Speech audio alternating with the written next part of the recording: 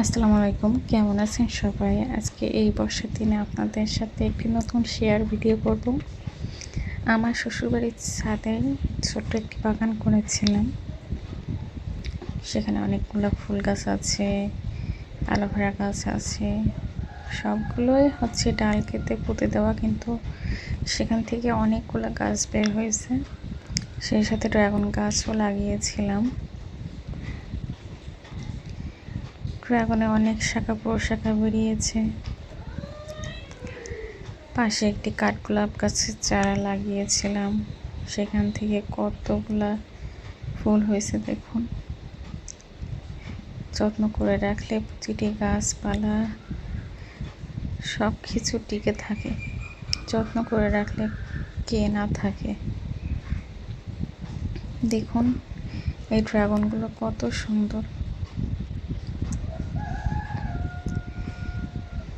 ছোট্ট একটি ডাল পুঁতেছিলাম, সেখান থেকে প্রতিটা শাখা প্রশাখায় ড্রাগন হয়েছে। মাশাআল্লাহ বলবেন অবশ্যই। ড্রাগনগুলো দেখতে যতটা সুন্দর, খেতে তো আরো মজাদার সুস্বাদু। এই যে ফুলের ভিতরে একটি ছোট ড্রাগন হয়েছে, দেখছেন কতগুলো ড্রাগন।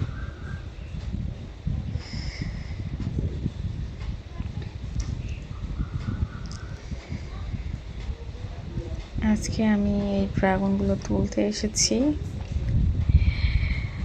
তুলে আপনাদেরকে দেখাবো যে কতগুলো ড্রাগন আমার এই ছোট্ট গাছটিতে হয়েছে।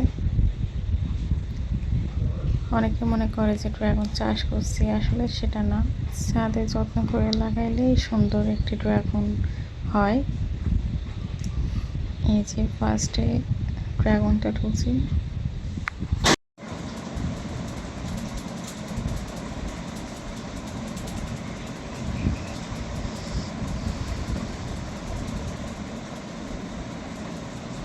ড্রাগন দেখতে যতটা সুন্দর, খেতেও অনেক মজাদার।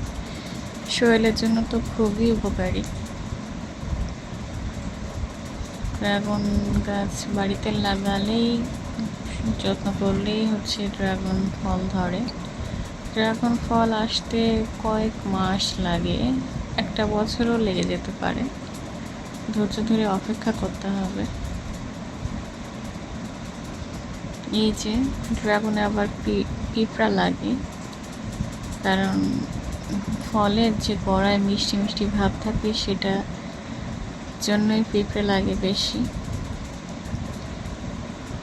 পিঁপড়ে হচ্ছে দমনের জন্য ছোট ছোট পাউডার পাওয়া যায়, ওইটা ব্যবহার করলে, পিঁপড়ার পাউডার বলে, এটা ব্যবহার করলে পিঁপড়া মারা যায়।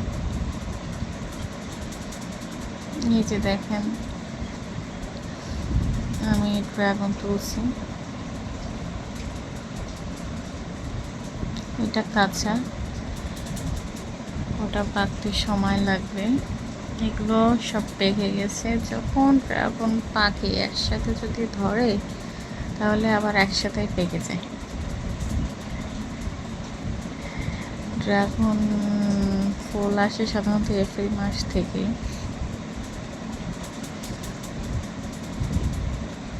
এই যে ড্রাগনগুলো তুলে ফেলছি না, যেখান থেকে তুলছি ঠিক সেখান থেকে আমি আবার ডাল কেটে দিব, তাহলে আবার ফুল আসবে।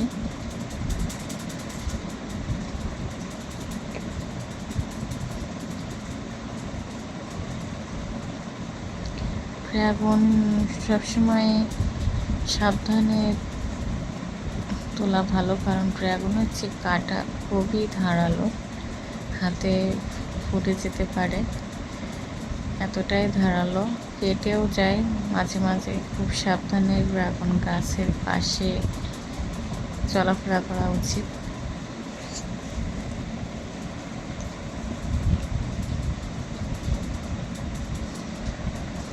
এই যে আমার ড্রাগন তোলা শেষ, একটা ছোট্ট ফুল তুলে নিচ্ছি। আমার প্রিয় মানুষের জন্য এই ফুলটি।